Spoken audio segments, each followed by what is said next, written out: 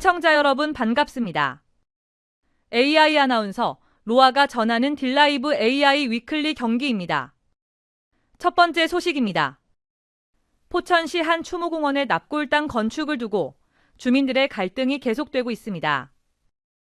2년 전 신축 공사가 시작됐고 현재는 준공을 앞둔 상황인데 허가 단계에서 동의했던 주민들과 취소를 요구하는 주민들 사이에 갈등이 골이 깊어지고 있습니다. 권석화 기자입니다. 지난 2013년 문을 연 포천시 내촌면의 한 추모공원. 지난 2021년 2월 납골당의 건축 허가가 났고 이듬해인 2022년부터 신축 공사가 시작됐습니다. 이곳에는 17,536기를 안치할 수 있는 봉안시설이 들어설 예정인데 현재 준공이 거의 다 완료된 상태입니다. 이 같은 봉안당 증설 소식을 뒤늦게 알게 된 일부 주민들은 반대 비상대책위원회를 구성했습니다. 비대위는 포천시와 마을 이장 측이 사전에 어떠한 동의도 구하지 않아 납골당 건물이 들어서는지조차 몰랐다고 주장하고 있습니다. 반상회의를 안 나오면은 가가하고 댕기면서 이런 일이 있는데 이렇게 했는데 어쩌냐고 집집마다 다니면서 주민한테 얘기를 했어야 되잖아. 근데 그런 말도 없이 몇몇 사람만. 이거 스트레스 때문에 거진 5kg가 빠졌어요, 제가. 급속도로. 너무 잠도 못 자지 수면제 먹고 자요. 이러한 가운데 논란의 중심에 있는 이장 A씨가 제출한 사표는 지난 13일 수리됐습니다. 당시 주민들 편에서 납골당 허가 절차를 진행했던 이장 A씨 측은 납골당이 들어서는 것에 대해 주민들과 상의했고 당시에는 반대가 없었는데 회의에 참석하지 않은 일부 주민들이 반대에 나선 것으로 알고 있다며 억울함을 호소했습니다. 그 대책위원장이 되는 사람이 마을회의에 한 번도 참석 안 했어요. 그런 사람이 뭐 마을에 무슨 관심 있다고 이제서 적어보겠습니다고. 이제서 알아서 이제서 반대되는 거는. 반대 비대위는 주민 의견 수렴 없는 일방적인 추진을 비판했습니다.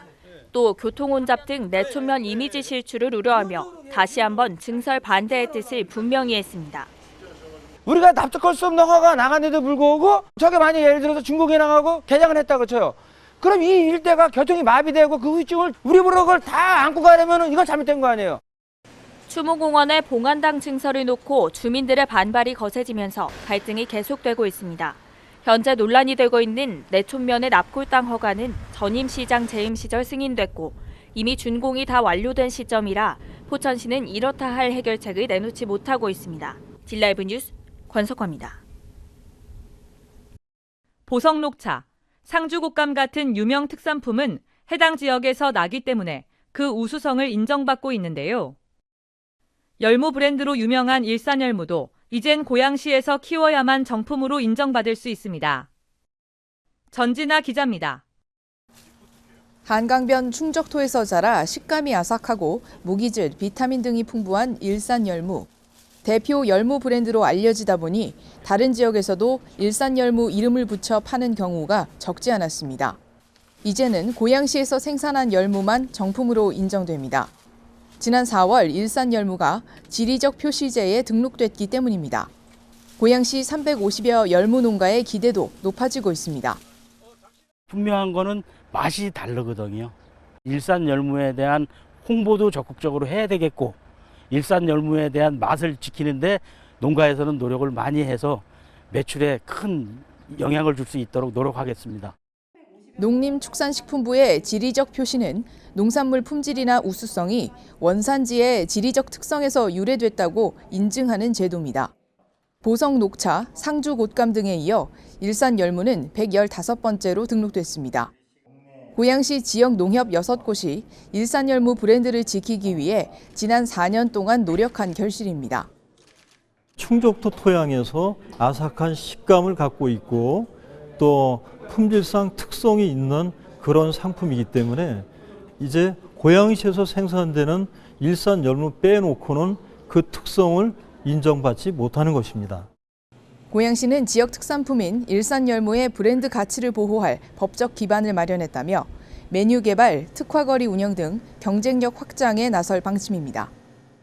지리적 표시 등록으로 일산열무가 대한민국의 대표 특산물로 인정받은 만큼 철저한 품질 관리와 다양한 특화 메뉴 개발을 통해 일산열무의 브랜드 가치를 높여나갈 계획입니다. 고양시에서 한 해 2만여 톤 생산되는 일산열무는 로컬푸드 직매장 등에 유통돼 연간 150억 원 이상의 매출을 기록하고 있습니다. 딜라이브 뉴스 전진아입니다.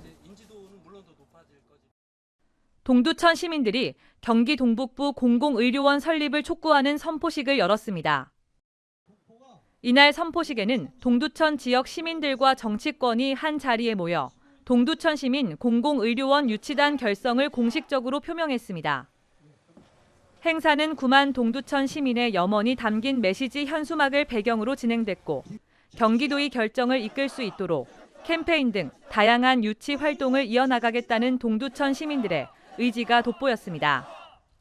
한편 경기도는 오는 9월 경기 동북부 공공의료원 건립부지를 최종 선정할 예정입니다. 경기도민이라면 모든 대중교통수단의 교통비 일부를 환급해주는 더 경기패스가 지난 1일 사업을 시작한 이후 가입자 70만 명을 돌파했습니다. 경기도에 따르면 지난 14일 오후 기준 더 경기패스가 연계된 국토교통부의 K패스 전국 가입자 수는 166만 명으로 이 중 더 경기패스 가입자는 70만 명으로 전체의 42%를 넘어섰습니다. 더 경기패스 가입자 70만 명 중 신규 가입자는 40만 명, 기존 알뜰교통카드 전환자는 30만 명으로 집계됐습니다. 더 경기패스는 K패스의 월 60회 한도를 무제한으로 확대하고 매달 대중교통 비용의 20에서 53%를 환급해줍니다. 이 시간 준비한 소식은 여기까지입니다. 딜라이브 AI 위클리 경기를 마칩니다. 시청해주신 여러분 고맙습니다.